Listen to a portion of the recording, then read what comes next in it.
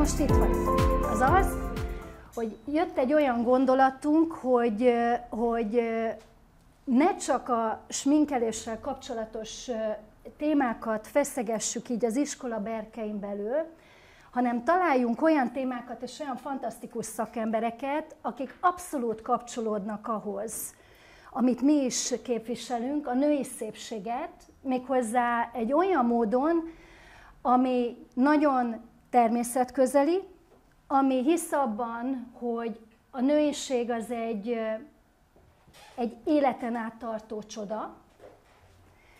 Én 52 éves vagyok, lányok, most voltam októberben, és hihetetlen módon élvezem a koromat. Nyilván ez több összetevős. Van hozzá egy remek társam, ami elengedhetetlen, de azért is élvezem, mert mindent 100-szor jobban meg tudok élni, mint eddig valaha, és ezt gondolom ti is érzitek, hogy milyen érzés az, amikor nagyobb érzelmi töltettel éljük az életünket, és nagyon élvezek a mai napig szépnek lenni, nagyon élvezek mindent, ami a szépséggel kapcsolatos, és nagyon élvezem azt, hogy ezt lehet nagyon ízlésesen és nagyon emberi módon csinálni.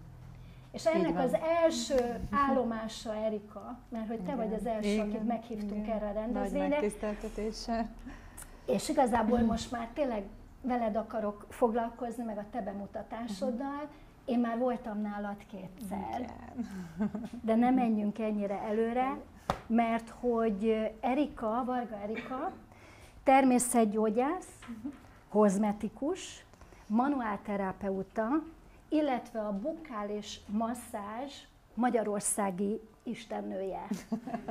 Ami nálam egy nagyon fontos dolog volt, és nagyon elkapott veled kapcsolatban, de ez az első, mert sok minden egyéb is, az az, hogy te egy versenysportoló múlttal rendelkező, méghozzá ugye te szertortás voltál. Igen. Most nem tudom, ki mennyire ismeri ezt a műfajt, de szerintem így a sportok közül a legkeményebb. A sportok királynője és királya. Így van, tehát egy elképesztő testtudatossággal nőttél föl kislánykorodtól, ugye? Aztán utána elmentél, és rögtön lettél biológia testnevelés szakos tanár. Csak hogy ne unatkozzak.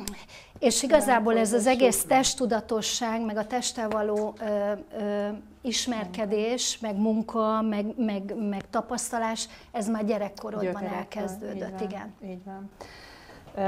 Én is nagyon sok szeretettel köszöntök mindenkit, mert ha így Adrien bevallotta a korát, akkor én is bevallom. Én is októberben, ezt ide nem beszéltük meg előre, de én is októberben voltam 56 éves. El tudom ugyanazt mondani, amit a kedves kolléganőm és istennőtársam, hogy én is élvezem az életemet, sokkal jobban, mint valaha is. Ezt így tényleg ki lehet mondani. Igen, szertornáztam, tehát azzal kezdődött a pályafutásom, aztán folytatódott azzal, hogy szakmának is választottam a testtel való munkálkodást és a testtel való foglalkozást, amit fokoztam tovább, miután bejött Magyarországra, meg lehetőség nyílt egyáltalán arra, hogy természetes gyógymódokkal való foglalkozás, akkor a következő állomás az volt, hogy elmentem azonnal természetgyógyászatot tanulni. Bevallom őszintén, nem önként és dalolva, hanem indíttatással. Én nagyon szerencsés vagyok az életemben, azt gondolom, mert mindig jöttek olyan támogatók, olyan segítők, olyan hírhozók, akik a jó útra tereltek, és ez is egy ilyen támogatónak volt köszönhető, aki azt mondta nekem, hogy Erika, ha valakinek, neked ezt meg kell tanulnod. Úgyhogy alternatív mozgás és masszázsterápiát, csak hogy ne legyen unalmas, és ugye folytatódjon a sor, újfent a mozgással tanultam. Majd azt lehet mondani, hogy tulajdonképpen teljesen véletlennek köszönhetően, de az biztos, hogy az ANTS benne volt. A kozmetikus végzettséget is megszereztem, és igazándiból innen indult egy olyan út, aminek a koronája azt gondolom, hogy nagyon-nagyon most kezdődik el, és amit még jobban élvezek, mint eddig bármit. Úgyhogy tényleg a testtudatosság, a testtel való foglalkozás, a magam testével való munkálkodás is egy nagyon ismerős és általam megszokott állapot, de azáltal, hogy tulajdonképpen a 90-es évek közepétől tanulom a különböző masszázsokat, talpmasszázs, testmasszázs, meg annak minden ezer változata. Effektíve most már azt mondhatom, hogy nincs az embernek olyan része, amit nem fogtam már, férfi, női, gyereki egyaránt, úgyhogy én azt gondolom, hogyha valaki a testről sokat tud, az azt hiszem, hogy én vagyok, és leginkább a két kezem. Úgyhogy igen, szuper. Ez egy szép csomag. Hát egy szép csomag, meg egy nagyon hiteles csomag. Igen. Mert én azt gondolom, hogy ebben a műfajban elengedhetetlen az, hogy akinek a kezei alá befekszünk, az rendkívüli módon hiteles legyen, de ez nem csak ebben, hanem bármi másban így van. Én most ráterelem arra a szót, ami igazából a mai estének úgymond a fókusza, az pedig a lélek és a test összefüggései. Mert hogy innen jutunk el majd ugye a bukális masszázsig, mert hogy én is olvasgattam jobbra-balra mindenféle cikkből, de én úgy éreztem, amikor veled voltam, meg a te kezed alatt voltam, meg ahogy beszélgettünk, hogy azért te még erre rá is kerekítettél egy nagyot, a megfigyeléseit kapcsán, a tapasztalatait kapcsán, de akkor most nézzük meg tényleg azt, hogy is néz ki az arc és a lélek, meg úgy egyáltalán ezek az érzelmi lenyomatok, amiről beszélgettünk az arcon belül. Természetgyógyászként sokat dolgoztam úgynevezett állapotfelmérésekkel, ugye amikor egyes emberek eljöttek a különböző problémáikkal, mondhatom azt, hogy nálam is nagyon sok csemete fogant meg leendő édesanyákban, de mindenféle problémával is gonddal jöttek az emberek, mert hogy a kedvenc témaköröm a tanulmányomban az a kínai gyógyászat volt, ami ugye egy több ezer éves múltra visszatekintő megfigyelésen alapuló tudomány igazából, amit ugye a mai napig alkalmaznak a különböző távol-keleti területeken.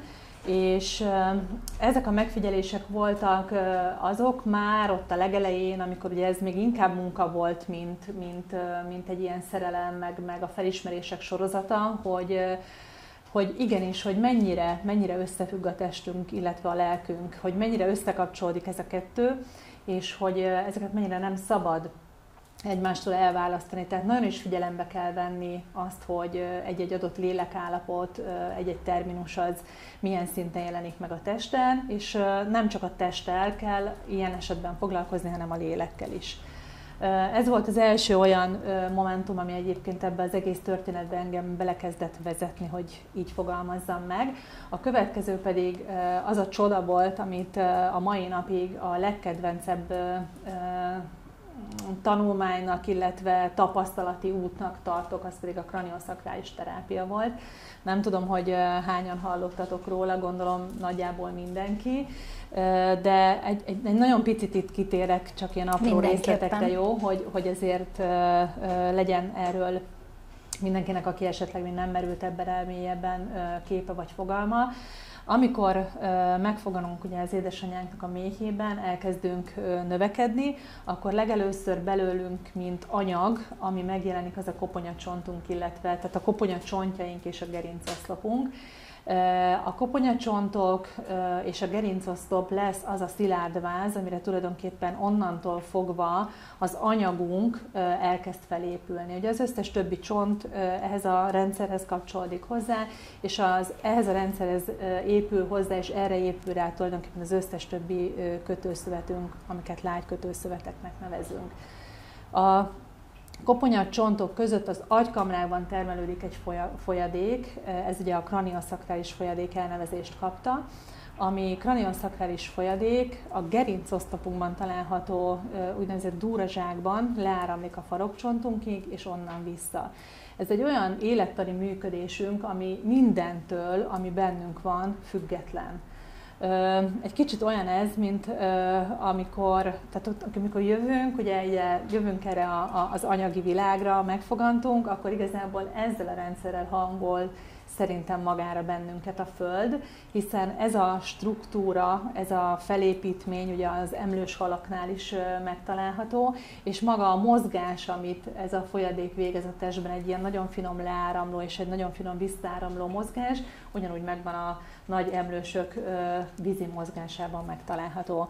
Amikor én ezzel elkezdtem dolgozni, egy nagyon kedves barátnőm és kolléganőm inspirálására vagy támogatására ő fogszabályzó orvosként üzemel, mióta elvégezte az egyetemet. Most már azt lehet mondani, egy jó 30 éve, tehát nem is dolgozott másként, mint fogszabályzással foglalkozó orvos.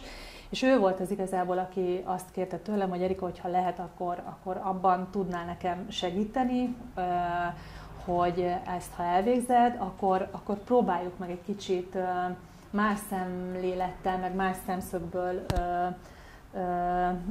támogatni ugye ezeket a fogszabályozós folyamatokat, amelyek nem biztos, hogy mindig pont olyanok, amit nagyon elképzelünk magunknak, tehát nem biztos, hogy mindig ilyen finom rendszerrel működő dolgok, hanem ugye sokszor megerőszakolás van benne.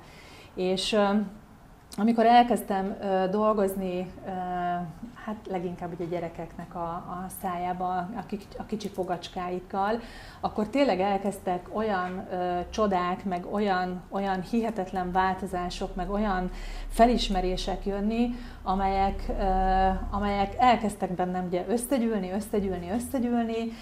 Egy biztos volt, hogy nagyon-nagyon-nagyon ki tudom segíteni az orvos munkáját, mert hogy irdatlanul könnyen tudott olyan betegeket a gyógyulásba belefordítani, akik addig tényleg szinte ellenálló pozícióban voltak. De a furcsa ebben az egészben mindig az volt, hogy amikor ugye a gyerekekről tudjuk nagyon jól, gondolom nagyon sokatoknak van gyermeke, hogy ugye a kis rövid életükben még nagyon kevés batyút gyűjtenek össze a tapasztalataik alapján, és most azokról nem beszélünk, amiket hoznak, de nagyon könnyű velük dolgozni, legalábbis én, lehet, hogy abból adódóan is, hogy pedagógus vagyok, de nagyon rájuk tudtam hangolódni, és az volt benne az érdekes egy idő után, hogy olyan információk kezdtek nekem beáramolni a térből velük kapcsolatban, amelyek az elején eléggé meglepőek voltak, de amikor elkezdtünk esetleg velük beszélgetni, vagy a szüleikkel beszélgetni, akkor kiderült, hogy igen, bizony, ez ott a családban, itt-ott ilyen megjelenő problémák vannak, voltak, jelen vannak. És effektíve ezt a tapasztalást és ezt a tömeghalmazt, amikor elkezdtem bevinni a kozmetikai munkámba, amiről én a legelejétől fogva, mivel hogy nem tinédzserként váltottam, ugye én is egy újabb szakmára, hanem azért benne voltam már rendesen a korban, azt tudtam, hogy ugye nem akarok mindenféle dologgal, mint kozmetikus foglalkozni, hiszen mellette volt még legalább 2 szakmám. Hogy biztos vagyok benne, az életkoromból adódóan is, meg a legtöbb gyakorlati tapasztalatot is összegyűjtve, biztos, hogy ez az anti-aging lesz, amely területen el fogok kezdeni működni. Nyilván mindig, amikor valami újba belevágunk, akkor megvan a lendület, és azt gondoljuk, hogy csak olyat, amit még más nem csinál, stb. De persze elvisz a hív, elvisz a lelkesedés, és beszerzünk magunknak egy csomó olyan felesleges terméket, gépet, amiben beleölünk rengeteg pénzt, de rövid időn belül kiderül, hogy nem igaz a felese annak, amit állítanak róla. Egy valamire nagyon-nagyon jó tapasztalatszerzésre. Tehát azt megmutatni mindig, hogy mi az, amit nem tudunk, és mi az, amire nem jók, és mi az, ami miatt nem működnek. Na, így voltam ezzel én is. Elkezdtem dolgozni, mint kozmetikus, és ami miatt igazándiból elkezdett ez nagyon-nagyon fejlődni és hangolódni rám, meg kialakulni az, ami miatt most itt vagyunk, az az, hogy ilyen kezeim vannak, szóval körömlakot se látnak soha. Én szertornáztam ugye, évtizedeken keresztül, 100 kilós embereket masszíroztam, sportolókat masszíroztam, olyan fogásom van, hogy egy diót össze tudnék vele törni. Szóval amikor nekem a kozmetikus iskolában mondták, hogy én így legyezgessek, meg ütögessek, meg ilyeneket csináljak, akkor hát borzasztóan feszélyezett, és egyben biztos voltam, hogy na az biztos úristen, hogy én ilyeneket, ha egyszer innen kikerülök élve, akkor nem fogok csinálni, mert hogy én ezt nem tudom, tehát engem feszélyez. Ez az egyik. A másik meg, hogy igazából aki ott fekszik, annak csukva van a szeme, szóval hogy neki most nem tök mindegy az, hogy nekem hogy pörögnek az ujjaim. Szóval akkor inkább megpróbálok csinálni valami olyat, amit én is élvezek, mert azt gondolom, hogy ezzel mindannyian egyetértünk, ugye, hogy a munkánkat élvezni kell, ha már, illetve megcsinálok valami olyat, vagy megpróbálok csinálni valami olyat, amit ő is élvez, meg aminek van eredménye. Mert én azért azt vallom, hogy bocsánat, tehát hogy ha a fenekünk a semmiben nem különbözik az arcunktól, hogyha szövetileg nézzük a történetet, más egy picit ugye a felépítése, stb. De ha én meg akarok egy popsit formálni, akkor ugye oda is vannak ráhatásaim, és szerintem az arcunk az pont ugyanígy működik, nyilván lefinomítva, meg hát adottan alkalmazkodva az állapotához. Tehát fejlesztettem egy masszást, és elkezdtem ezzel a masszázsral dolgozni, és azt tapasztaltam meg, ez még nagyon az eleje volt, tehát itt tényleg rögtön a legeleje, hogy csináltam a hölgyeken a nagy lelkes kezelést, vártam az eredményt, és akkor mindig azt mondta mindenki, hogy semmit arról, na de az a masszázs. És azt kezdtem el észrevenni, hogy jönnek hozzám az emberek, nyilván még az elején az ember ilyen görcsel van, meg úristen, mit fog szólni, mi lesz, stb. De hogy elkezdenek az emberek szétolvadni, és hogy elkezdenek először csak tudattalanul, majd egyre inkább hangot adva kiengedni magukból olyan lelki problémákat, és olyan messze nyúló traumákat, amelyeket nagyon sokszor hallottam azt, hogy ez de még nem tudja senki, ezt csak neked mondtam el életemben először. És akkor itt jött valami olyan sugallat, mert hogy igazándiból én nem találtam fel a spanyol viaszt, csak nagyon-nagyon sok mindent tanultam ez alatt az 56 év alatt, amikből azt gondolom, hogy kiszemezgettem a lényeget, és ugye elkezdtem őket gyönyörűen szépen összegyúrni, mert hogy egyre biztos, hogy nagyon jól vagyok a rendszerezésre. Tehát, hogy az én agyam arra van ráállva, hogy rendszerbe rak, ilyen kis kocka egy kicsit. És akkor kezdett így világossá válni az, hogy persze nyilván ez idő alatt én magam is rengeteget fejlődtem, hogy igen. Szóval, hogy amikor arról beszélünk, hogy szépség, arról beszélünk, hogy nő, vagy arról beszélünk, hogy férfi, nem lehet elválasztani egymástól a testet és a lelket, és hogy a lélek torzulásai, a lélek egyensúlytól való eltérései, és akkor itt utalok ugye vissza egy kicsit a kranioszakrális terápiára, ami ugye a mi tengelyünk, tehát a közepünk, úgy lettünk megalkotva, hogy ezen vász köré épülünk föl minden egyes részünkkel, hogyha ebből a tengelyből bármilyen szinten, bármilyen oknál fogva kitérünk, nekem ez úgy fogalmazódott meg, hogy ugye ki tudunk térni jobb oldalra, bal oldalra, el tudunk térni lent és fent, körülbelül ugye innen a hara környékétől, tehát a hastájékától, és amikor pszichológiai problémával, nagyon kemény pszichés problémákkal küzdő emberekkel dolgoztam, akkor még az is nagyon-nagyon-nagyon érzékelhető volt, hogy mennyire el tud válni egymástól a bent meg a kint. Ugye, hogy van egy benti világ, és van egy kinti világ, és a kettőnek mennyire nincs egymáshoz köze. És igazándiból itt van az a labda, ami nagyon szépen feldobható, amikor arról beszélünk, hogy test meg a lélek, és a szépség meg a lélek, hogy azt gondolom, hogy ez az út, ami talán nincsen még eddig, de szerintem ennek most jön el nagyon az ideje, kiaknázva, hogy mit is jelent azt, hogy a lelkemet kihozom a testem felszínére, és mit jelent az, hogy a testemet kinyitom a lelkemnek, mint egy kaput. Úgyhogy a test és a lélek összefüggése a szépségben, azt gondolom, hogy innen indítható el valahol. Ugye nagyon sokan közületek is, akiket csak ismerek, meg gondolom azok közül is, akiket nem most látok először, hiszen ha rátok nézem, akkor látom, hogy nagyon művelt testetek van, ami azt jelenti, hogy sokat foglalkoztok vele, edzitek, támogatjátok, szeretitek. Azt is látom és érzékelem, hiszen itt vagytok, hogy a lelketekre is pont ugyanennyi hangsúlyt fordítotok.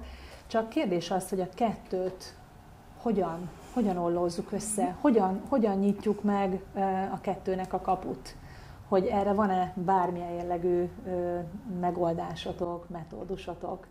Én itt azért hadd térjek az én oldalamról bele ebbe a igen, mert ez is egy nagyon érdekes igen, aspektus. mert hogy ugye én meg sminkelek, meg mi sminkelünk, és állandóan ugye nekünk is van egy tengelyünk, az egy szimmetria tengely, ami az arcon ugye az orr nyereg két oldalán fekszik, és ugye egy jó sminkesnek az a feladata, hogy ez a szimmetria, ez gyönyörűen működjön. ha más nem, a smink hatása alapján. Tehát, hogy én úgy sminkelek, hogy az esetleges aszimmetriákat, ugye ezt tanítom is, a sminkkel tudjuk orvosolni. Most nyilvánvaló, hogy ez egy állapot, igen. Ez egy ilyen instant dolog, igen. Amit mi csinálunk, ez addig él, ameddig le nem mosod magadról a festéket. Viszont ez, amiről te beszélsz, hogy ez a deformáció, vagy aszimmetria, ami nagyon sok minden következmény alapján alakulhat ki, vagy nagyon sok minden hatására alakulhat ki, ez állandóan nekünk is ott van, ugye? Így van. Lehet ez egy rossz mimika, de miért van rossz mimika? Akkor megkérdezem. Akkor, mit tudom én, van egy teljesen más domborulata egy szemöldöknek, az egyik sokkal magasabb, vagy szélesebb ívben fekszik, mint a másik oldal. Hogy nyilván ezek is olyan aszimmetriai eltérések, amik nyilván genetikai jellegűek is, de valakinél már nagyon fiatalon meglátszódnak, ami szinte indokolatlan is, mert hogy még nincs ott az élet, mégis ott vannak, nyilván bármi kapcsán lehet, hogy a te munkád azzal, hogy ugye ezt a bukális masszást végzed, hogy tud ezen kompenzálni, illetve amikor kompenzálsz, akkor te mit is kompenzálsz, tehát mit is oldasz ott? Tehát van egy jobb oldalunk, meg van egy bal oldalunk, ahogy erre Adrián is ráerősített. Egy picit itt belecsúszunk azért a lelki vonulatban, jó, tényleg csak nagy vonalakban. Ugye azt mondjuk, hogy a bal oldalunk az a női oldalunk, vagy az anyai oldalunk, a jobb oldalunk a férfi oldalunk, vagy az apai oldalunk.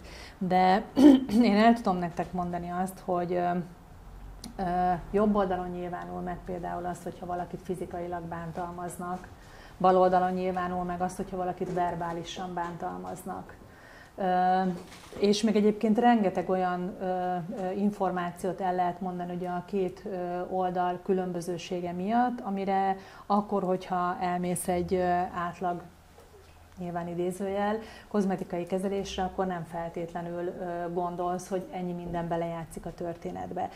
Igen, ott van a mimika, hogyan terheled az izmaidat, melyik oldalanon alszol éjszaka többet, melyik lábad az ugrólábad, hogy visszamenjünk egy kicsit ugye a sporthoz, vagy melyik kezeddel ütöd, ugye, vagy fogod a teniszütőt.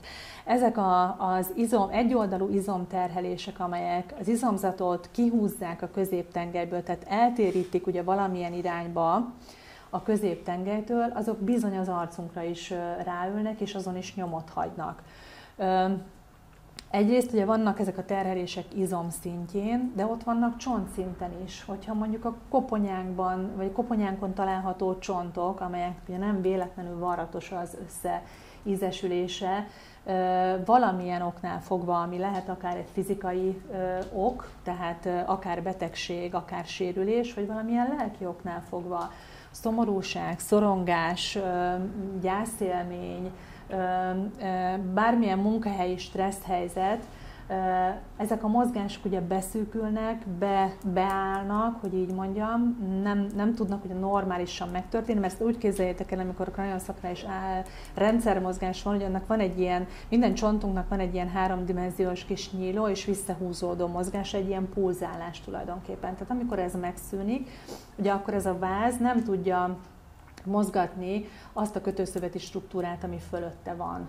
És ilyenkor elkezdődnek a berövidülések, az izmoknak a berövidülései, amelyek is okozhatnak egy adott mimikát, illetve okozhat egy rossz tanult rendszer is mimikát, mondjuk ha rágondolunk Elvis Presleyre, ugye vannak ezek a tipik fotói, amikor az egyik szája sarkát felhúzza, vagy mondjuk amikor egyik oldalán elkezdi a lábát befelé forgatni, vagy a csípőjét, ezek mind hatást gyakorolnak egymásra, és ezek mind megjelennek az arcunkon, mint egyensúlytalanságok, és hogyha hozzám eljön valaki, meg gondolom ez nálatok is így van, nálam mindenképpen, amikor ugye eljön valaki, akkor megkérdezem, hogy miért jöttél? Tehát mi az az első, ami ide vezetett, És a legtöbbször azt mondják el, hogy hát mert itt egy kicsit jobban, az jobban fent van, ez fair, de és a vállam egyébként ez így áll, ez meg így áll, és akkor ezzel kéne ugye valamit kezdeni. Tehát ha belegondolunk, ugye belenézünk a tükörbe, nyilván mindannyian pont ezt látjuk magunkon. Úgyhogy igen, ez az első út, hogy ugye az izmok reagálnak a különböző információkra, amiket kapnak, legyenek azok fizikai jellegűek, vagy pedig érzelmi jellegűek. És effektíve, amikor elkezdesz egy szájüregben történő masszázsra, akkor ezeket a letapadt, megbomlott vagy összekuszálódott, letapadt részeket kezded el föloldani. Igen, elsősorban amit csinálok, amikor szájüregben, természetesen azért el kell annyit mondanom, hogy ez nem úgy történik, amikor eljön valaki, akkor én rögtön dur belemegyek a szájába. Igen.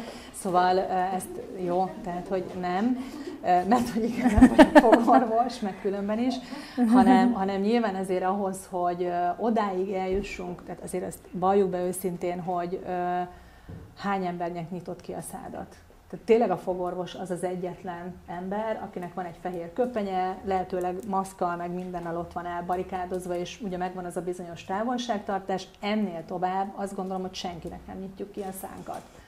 Tehát az, hogy valaki eljön hozzám, és én azt mondom neki, nyilván azért a legtöbben úgy jönnek már, hogy céllal, de én azt mondom neki, hogy, és bele fogok egyébként nyúlni a szádba, az egy olyan bizalmi állapot, amit nagyon elő kell készíteni ahhoz, hogy ez az állapot, tehát ez a bizalmi kötődés ez fenn is maradjon.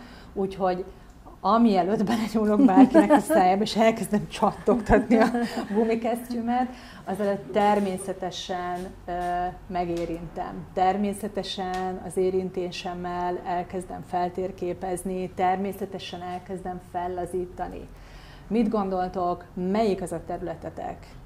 Most azt mondom, hogy dolgozunk egyébként innen dekoltástól fejbúbig, jó? Tehát, hogy ennyit teszünk. Melyik az a területetek, ami pontosan ugyanennyire védett zóna, mint mondjuk egy szájüreg, egy nőnél?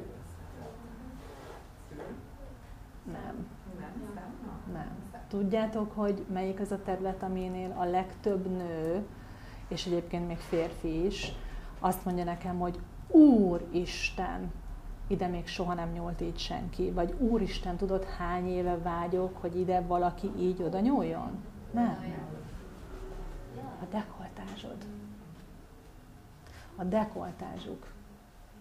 Mert hogy igazándiból, ha csak belegondolsz, ugye, ahogy ülünk, ahogy tartjuk magunkat, ahogy egyáltalán, hogy elkezd nőni annak idején a kis cicink, elkezdünk fejlődni, a legtöbb összegyűjtött női élményünk talán ahhoz kapcsolódik, hogy van két mellünk. Azon felül, hogy szoptatunk, vagy bármi. Tehát a dekoltázs az a területe egy nőnek, amihez pontosan ugyanolyan intim dolog hozzányúlni, mint a szájüregébe belenyúlni. Tehát előkészítjük azt a bizonyos szájüregbe való belenyúlást, mert hogy igen, nagyon fontos ahhoz, hogy azokat az izmokat, amelyek ugye az arcunkon vannak, kellő profizmussal, kellő finomsággal és kellő intenzitással meg tudjuk nyújtani az, hogy a mellkasunk szabad legyen. Ez több okból is nagyon fontos. Az egyik az, hogy tudjuk ugye a vállat pozícionálni, mert mindaddig, amíg itt nincs szabadság, ez vérkeringés, nyirokkeringés, illetve izom rugalmasság, faszcia rugalmasság szintjén is meg kell, hogy legyen, addig igazából én nem fogok tudni mit kezdeni a szájüregben található, és a szájon belül jobban elérhető izmokkal sem. Mert hogy ha hisztek, ha nem, az arcunkon lévő ugye körülbelül 40 izom, az valami elképesztő, brutál erős izomzat, és annak a kilazítása az bizony egy nagyon-nagyon kemény fizikai munka, és nem tud megtörténni anélkül, hogy előtte ezt ne készítenénk elő, dekoltázson és természetesen a nyakunkon is. Hiszen minden izom, ugye, ami az arcon folytatódik, vagy folytatólagosan halad, vagy nem tudom, nincsenek ugye iránya, úgy van, az összefügg a nyakizmokkal, illetve a mellkas területén lévő izmokkal. Ez az egyik nagyon fontos, tehát a fizikai felszabadítás. A másik nagyon fontos dolog, Egyesekről tudom, hogy jogáznak, nagyon, de például a légzés lányok. Tehát, hogy tudunk-e helyesen levegőt venni akkor, amikor legtöbbször így ülünk. Tehát, hogy amikor zártba vagyunk, amikor nincs egy normál nyirokkeringésünk, nincs egy normál vérkeringésünk, nincs egy normál izom szabadságunk. Tudunk-e normálisan lélegezni? Mert mindaddig, amíg ezt nem szabadítjuk föl, addig bizony egy szájon belüli munka, izommal való munkálkodás egy rettenetes kínlódás lesz nekem is, aki dolgozom, mert az ujjaim recseg, ropog, meg annak is, akivel dolgozom. Tehát amit én csinálok tulajdonképpen már benne a szájüregben, az izomnyújtás. Járnak hozzám olyanok is, akik profi arctornás oktatók, és ő például azért szeret jönni hozzám, mert hogy azt mondja, hogy ami izomzattal ő mondjuk dolgozik egy héten keresztül, ugye, amikor oktatja a tanítványait, azt ő ugye megerősíti, viszont én amikor eljön hozzám, akkor mind szépen megnyújtom. Gyakorlatilag olyan, mint amikor te fogod akár a jogával, akár stretchinggel, vagy bármilyen mozgásformával, azt mondod, hogy tudom, én most szeretném megtanulni az angol spárgát. Akkor én azt mondom mondjuk a rágó izmodnak, hogy gyere drágám, akkor most megtanuljuk az angol spárgát, és elkezdjük ezeket az izmokat megnyújtani. Ez ugye egy aspektus, hogy elkezdek izomzattal dolgozni, de ezt megint jeleznem kell, hogy nem lehet úgy megtenni, hogy neki megyünk egy ütvefúróval, hanem ezt nagyon-nagyon-nagyon finoman elkezdve, szinte ugyanúgy, mint egy dekoltázs érintésnél belevezetjük magunkat abba, hogy nyúlni kell. Meg elvileg kell nyúlni. Igen, felkészítesz az utána jövő, ugye, dolgoknak, mert ugye azért azt tudni Abszolút. kell, hogy ez nem egy simogatás, ahogy te is mondtad, és mivel én már kétszer voltam nálad, az első volt a legizgalmasabb, mert tényleg rengeteget jártam kozmetikushoz, de te tényleg másképp közelíted meg az egészet. Onnan volt egy kicsi hasonlítási alapom, én egyszer egy táj guru masször csajszínál voltam, hát nem tudom hány éves lehetett, de ő volt az, aki látta, hogy mennyire élvezem, hogy ő úgy megfogott. Tehát tényleg meggyúrt, és nagyon sokan félnek a fájdalomtól, és én meg direkt kértem, hogy akkor csináljuk úgy, ahogy ők tanulták, aminek igazából van eredménye, és ez valami elképesztő élmény volt, hogy egy tesztmastást csinált, és egy idő után, amikor így bevezetett, meg belazította a testemet, akkor fogta a kezével, és elkezdte mutogatni a szerveimet. Itt van a veséd, itt van a májad, és úgy körbe tudta az ujjaival kívülről határolni, hogy egyszerűen éreztem, hogy fogja a szerveimet a nő, ami egészen elképesztő élmény volt. Ő volt az első, az pedig ők nagyon úgymond gátlásosak, föl vagy öltözve, amikor csinálják, aki megfogta a mellemet, és a mirigyeimet kitapogatta. És megfogta a mirigyeimet, és ő mondta, hogy nagyon gazdag mirigyállományom van, majd figyelj rá oda, nyilván angolul beszélgetünk.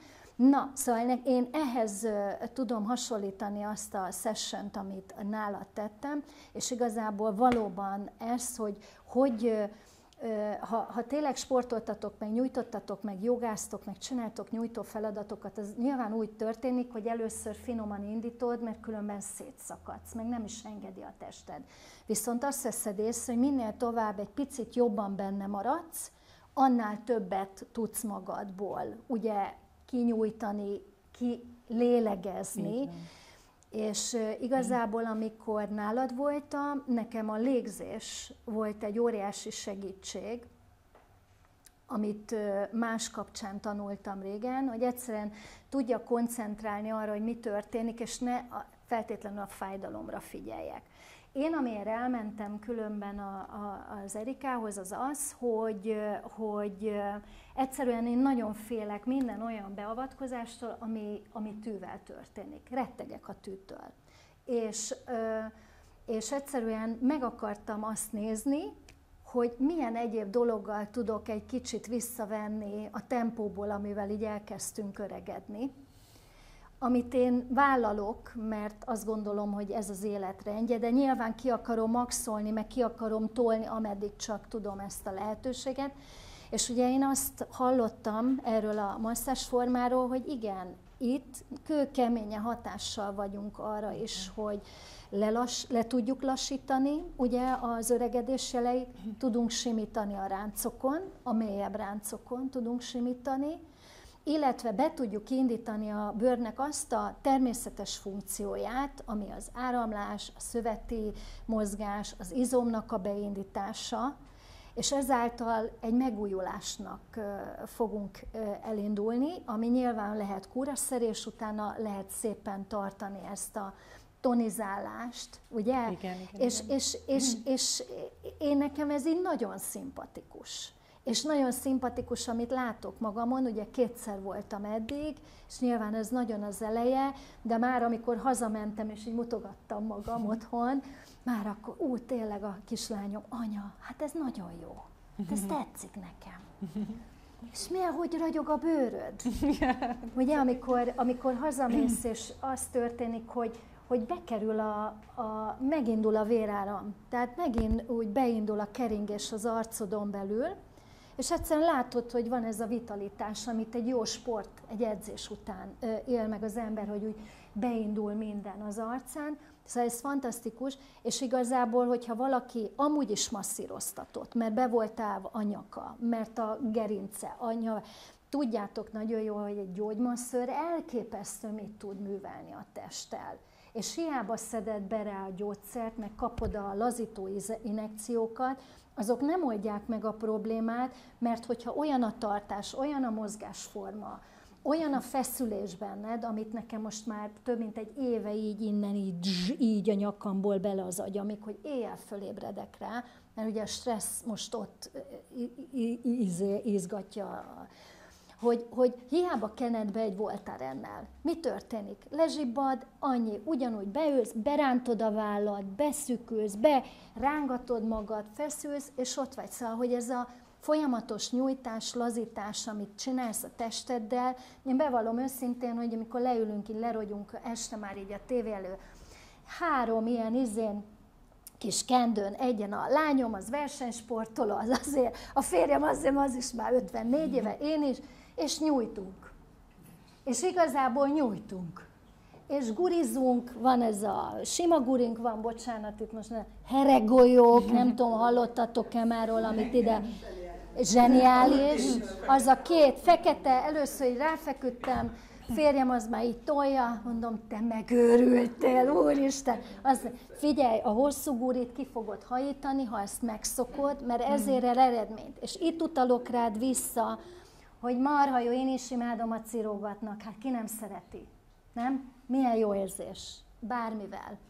De hogyha tényleg hatásfokot akarunk elérni, hát de most őszintén nem, hát milyen marha jó dolog, hát érted? De ha azt akarjuk elérni, hogy ott valami történjen, akkor ott kell valamit csinálni, ugye? Hogy az a letapadás megszűnjön, az a befeszült izom visszatérjen, és igen, ez a nyújtás, amit az állkapcson belül itt csinálsz oldalt, hát így patakokban a könnyem, de utána egy olyan felszabadító érzés, és nagyon érdekes, mert én egy szkeptikus ember vagyok. Nyitott vagyok mindenre, de szkeptikusan. Tehát én egy ilyen mérsékelt nyitottsággal, mert mindent meg akarok nézni, hogy mi. De az, hogy megy ez a dolog, és közben jönnek érzelmek, és azok nem irányított érzelmek, lányok, mert csak úgy előbukkannak, az azért elgondolkodtató. Nekem egy borzasztó nehéz szülésem volt, 27 órát vajudtam, mert fejembe vettem, hogy 6. haszakadén természetesen akarom megszülni, mindehez voltam 39 éves, de hát stram sportoltam egész életemben, mondtam a dokinak is, hogy ameddig jó a szívhang, nincs baj a babával, addig engem hagyjanak ott vajudni, mert próbáljuk meg. Hát aztán nem sikerült. Nem sikerült. Minden szenárióra felkészültünk a férjemmel, kivették belőlem a babát, ő kapta először a kezébe, és bevallom őszintén, akkor azért bennem maradt egy kis csalódottság, hogy ennyit szenvedek a gyerekért, és utána nem nekem adják a kezembe először, ezt még úgy most is úgy érzem belülről, és basszus, ez jött elő. Igen. Erre gondoltam, hogy ennyit, nem tudom hány adag oxitocin volt bennem, levegőt nem bírtam venni a fájdalomtól, aki nem szült, az ne tántorodjon. Se a masszástól, se a szüléstől. De basszus kulcs, amikor mégsem jött ki, és látom a férjem kezébe a babát, aki tök aranyos volt, mert el akarták vinni, kitépte a nővérnek a kezéből, de hogy lámpázzátok, megy az anyjához, és már rakott rám, de ez a fájdalom, amit lelkileg éreztem meg, na ez jött ki az első masszázsnál, és igen, valóban, amikor az embernek fáj, és testileg fáj, az tud kötődni a lelki síkhoz, és igen, tud egy feloldozást hozni, és jók ezek a dolgok, amikor ilyen fellélegzések vannak az életben, tudunk egy kiadósat sírni, vagy egy komoly sportolás után úgy érezzük magunkat, hogy végigment rajtunk egy úthenger, de akkor is jól esett, mert úgy jött ki belőlünk minden, ami amúgy bennünk feszül, és valahogy én ezt kicsibe ugyanilyen intenzitással éltem meg az arcüregemben, és akkor még a hozadéka az, hogy balanszírozod az arcot. Így van. Az, hogy simítod a ráncokat, beindítod a vérkeringést, a szöveti működést, meg tud újulni. A sejteket, tulajdonképpen átkódoljuk a sejteket effektíven. Tehát igazából ebben semmi henki-penki nincsen, ez szintiszta biosz, anatómia, orvostudomány, ahogy működik a szervezetünk, és ezek a természetes dolgok egyszerűen azt érik el, hogy ami miatt most annyira mindenki már el van keseredve, hogy nem 20 éves egész életében, egy picit ki tudjuk tolni, mert valljuk be, azért ez az öregedés azért nem egyszerű. Tehát én is itt mondom, hogy de jó ennyi idősnek lenni, persze marha jó, mert ennyi érzelem Abszolút. van, de azért néha, hogy belenéz az ember a tükörbe, és azt látod, hogy, vagy azt érzed, hogy benne egy 16 éves kajlalány van, aki még ott bulizik Toronto utcáin, mondjuk, és közben már az arcod nem ezt mutatja. És ez egy nagyon komoly felismerés, amikor az ember így látja, hogy azért az idő kereke az ott van, és a lélek meg egy külön kis bolygó, ahol bár hány éves lehetsz. Nem? Hát most nézek azokra, akik hasonló korban vannak, ti is így vagytok, nem? Hogy mi történik? Szóval úgy, hogy a social media azt táplálja belénk, hogy tökéletes. Minden tökéletes. Ugye? Szóval ez egy nehéz dió, és itt visszatérve arra, amit te csinálsz, valóban nagyon klassz érzés volt, hogy nagyon jól súlypontozod azt, hogy indul el a dolog. Ugye csinálsz egy nagyon szép peelinget, amitől már úgy fel vagy frissülve, aztán mindenféle izéket tolsz bele a noziba, ilyen, mit is varázsolunk.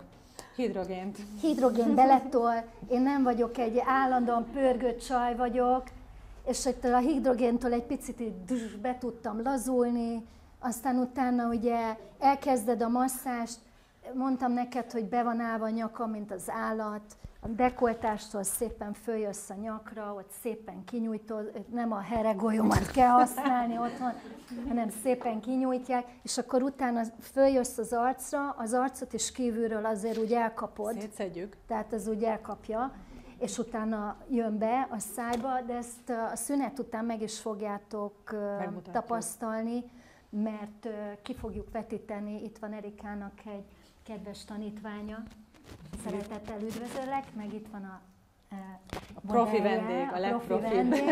És meg is fogjátok itt látni a következő etapban, hogy ez hogy zajlik. Visszatérve erre az egész szeánszra, igen, egy komplett csomag, ami ott történik. Igen. Visszautalok egy picit így sorba, amiket témában felhoztál, Adrián, azokat így megpróbálom csak pár mondatban, jó, mert az a baj, hogy holnap reggelig tudok erről beszélni, mert szerelmes vagyok a munkában, meg amit csinálok. De először is 10-15 évet vissza tudunk fiatalítani. Rengeteg fotóm, rengeteg tapasztalatom van erről, tehát azt tudjátok, lányok, hogy a testetek körülbelül egy ilyen 10-15 évet simán visszamegy az időbe. Természetesen ezt nem úgy vegyétek, hogy akkor majd én úgy fogok kinézni, mint 10-15 évvel előtte, ez nem igaz. Összegyűjtötted a rengeteg élettapasztalatodat, ezeket használod, ezeket az élményeket, érzéseket megélted, ezek ugye benne a lelkedben ott lesznek. Tehát az a külső, amit 10-15 évvel fiatalabban felveszel, ahhoz a lélekállapothoz fog igazodni, ami vagy, ami most vagy. De igazából ugye ez a valódi holisztika, amikor azt mondom én, hogy holisztikusan szemlélem a munkámat és holisztikusan dolgozom, hogy kapok egy minőséget, tehát ugye eljön hozzám valaki, akkor hoz egy minőséget, ahhoz a minőséghez én hozzáadom a saját minőségemet, és létrehozunk belőle egy harmadikat. Ami nagyon sokszor igazából ismeretlen, szóval azért az egy nagyon, nagyon csodálatos élmény, lányok, amikor valaki, ezt el kell, hogy meséljen, feláll, úgy jön el, hogy ő még életében nem volt kozmetikusnál, nagyon sok embernek veszem el a szüzességét, tehát még életében nem volt kozmetikusnál, és amikor ugye elkezd öltözködni, én akkor ugye bent vagyok vele egy helyiségben, még ahogy ott megy el a tükör előtt, rászorok, nézem már meg magát, tudjátok, és egyszer csak így öltözik, így ránéz a tükörképére, lehet rajta látni, hogy nem ismeri fel azt, akit lát, meg amit lát. Tehát idegen, teljes idegen, és én ugye várnám, hogy kicsattan öröm, de szép vagyok, és így megáll a levegő a pulóverrel, és így eszeveszett sírás, mert hogy nem ismeri. Tehát, hogy tényleg, de hogy valahol belül ez ő, hiszen a lelkét kezdi el, ahogy ugye tisztítjuk át a testet. Ezért kell egyébként ez a fajta nagyon durva manualitás, mert a testednek van 7 rétege, tehát tulajdonképpen mint egy hagymát, ugye nekem le kell hámozni ezeket a rétegeket rólad, ahhoz, hogy a struktúrát teljes egészében átjárható legyen, és tényleg ki tud küldeni belülről azt a lelket, aki 16 éves, 26, teljesen mindegy. De aki sokkal fiatalabb, mint ez az anyag, ugye a lelkünk kortalan, az az anyag, ami köré épül. Miért nagyon fontos a légzés? Mert hogy nem tudjuk, hogy a rekeszizmainkat is elfelejtjük mozgatni, a bordakosarunkat is elfelejtjük mozgatni, és onnantól fogva, hogy óhatatlanul elkezdünk öregedni. Tehát elkezdenek ugye az izmok nem csak rövidülni, hanem keményedni, az a bizonyos faszcia, tehát ez a kollagénrostos kötőszövet, ami ugye körbeveszi az egész struktúrát, szintén elkezd keményedni, rugalmatlanná válni, és amikor ez megtörténik, akkor biztos észrevettétek ti is, hogy ugyan nem vagyok kilóba több, mint amennyi voltam, de sokkal, de mindegy, de hogy nem, mégis valahogy máshogy áll a ruha, és hogy lehet, hogy egy számmal nagyobb nadrágot kell például venni. És ez ugye azért van, mert elkezdünk oldalirányba szétcsúszni. És ez ugyanígy meglátszik az arcunknál is, tehát elkezdünk oldalirányban szétcsúszni, és elkezdjük elveszíteni a dimenziós struktúránkat. És mikor ugye felszabadítunk egy mellkast, és én külön felhívom mindenkinek a figyelmét arra, hogy amikor fájdalomban vagy neked belülről jön egy trauma, akkor kérlek légzéssel segítsél magadon. Tehát amikor elkezdünk újra megtanulni lélegezni, akkor elkezdjük tulajdonképpen jól használni a rekeszizmainkat, és elkezdjük ösztönösen előrefele húzni az arcunkat, tehát újra dimenzióba helyezni. Ez ugye egy nagyon fontos, ennek óriási kiegyensúlyozó hatása és szerepe van. Valóban a mai életünk az arról szól, hogy lóg állandóan a fejünk, megyünk ugye előre, mert sietnünk kell, mennünk kell, rohannunk kell, nem érünk rá, rengeteg feszültség összegyűlik a nyakizmokon, ezeket oldani kell. Igen, fáj, mert zsigerig benyúlok, a legmélyebb pontig, de egy biztos, hogy hihetetlen mennyiségű érzelmi trauma tud például ugye a nyakon felszabadulni. Képzeljétek el, hogy amit mondtam, egyébként akár a fizikai bántalmazások, akár pedig a verbális bántalmazások lenyomata is itt van a nyakunkon. Tehát innen nagyon-nagyon-nagyon sok dolog föl tud jönni. Amikor mondjuk olyan hölgy jön el hozzám, akit kicsi gyerekkora óta szexuálisan molesztáltak, nagyon komolyan, hosszú éveken keresztül, tehát mondjuk 10 éven keresztül. Gondoljátok el, hogy ezekkel mi ott mind dolgozunk szavak nélkül, tehát ugye nálam egy nagyon ultra rövid terápia van, amikor is én nem kérdezek, mert hogy én nem vagyok pszichológus, nem is tudom mindenki terhét igazándiból magamra venni, meg nem is akarom, tehát nekem nagyon-nagyon gyorsan kell dolgozni, tehát nagyon gyorsan kell elérnem az elengedést. Lehetőleg úgy, hogy azokból a traumákból, amiket ugye megéltek a hölgyek, azokból csak annyi jöjjön felszínre, amennyi nagyon szükséges. Tehát ezek a sarkalatos, és akkor ahogy ez úgy jön, az úgy oldódik és is megy is el. Ez volt egy nagyon fontos momentum még. A következő az, ugye 3 egyensúlyi tengelye van a testednek, tehát tulajdonképpen az egész életed, az állkapcsod, a vállad és a keresztcsontod közé tömörödik be. Tehát ott van minden, ami jó, ami rossz, amin változtatni kell, vagy amin változtatni szeretnél. Úgyhogy amikor ugye benyúlunk egy szájüregi területbe, akkor a legelső, amit én csinálok, az az, hogy a 2 állkapott üzletet oldom. Ami semmi másból nem áll, csak elkezdjük figyelni. Már ez van olyan felszabadító erővel, és olyan elengedési képességgel és készséggel, ami után mondjuk sokkal könnyebben tudunk izomzatot nyújtani. Adrien, belevetted itt ugye a személyes tapasztalatodat, ami arról szólt, hogy neked a szülésed, és higgyétek el, hogy mi nem beszéltünk össze, akkor mielőtt, hát ugye akkor találkoztunk először, nem is nagyon van arra mód, hogy ott mi ott órákat fecserészünk a kezelés előtt, hiszen ugye én is rendszerben dolgozom. Én nem is bombáználak ilyesmivel. De van olyan, aki nem is mondja, valaki mondaná, de nem hagyom. De a lényeg az, hogy azt tudjátok, hogy amikor belenyúlok én valakinek a szájüregébe, és akkor megint visszautalok arra, hogy mennyire intim dolog, ezért tulajdonképpen belenyúlok a méhetekbe. Tehát amikor van nálam egy vendég, aki miután kimászok a szájából, és hagyom szóhoz jutni, elmondja nekem, hogy ő újraélte a szülését, akkor ezek azok az aha élmények, amelyek arra, akivel dolgozom, hihetetlenül felszabadító hatással van, hiszen elmondta Adrien is, hogy magán hordozza ugye ennek a szülésnek mai napig az érzelmi lenyomatát. Nekem meg olyan irdatlan megerősítést és lelki támogatást ad arra, hogy tovább csináljam azt, amit csinálok, hogy ezt nem lehet szavakba önteni.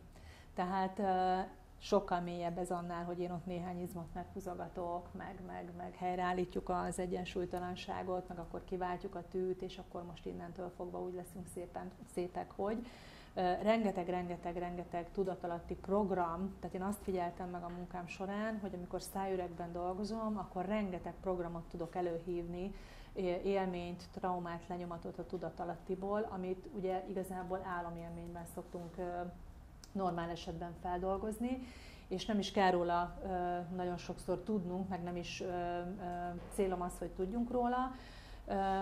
De ezek így szinte felvillanásszerűen abban a pillanatban, ahogy egy-egy területnek az oldódása megtörténik szájüregen belül, ezek jönnek, mennek és eltűnnek. Tehát, hogy tényleg az van, hogy olyan élethelyzeteken, akár karrier újraépítés, akár társelhagyás, akár fizikai elváltozás, nagyon komoly arcbénulás, vagy bármi más egyéb komoly testi szinten megjelenő nőgyógyászati problémán tud egy-egy kezelés segíteni úgy, hogy igazából nem célunk, csak egyszerűen a hozadéka annak, hogy kioldunk különböző blokkokat a szájüregen belül.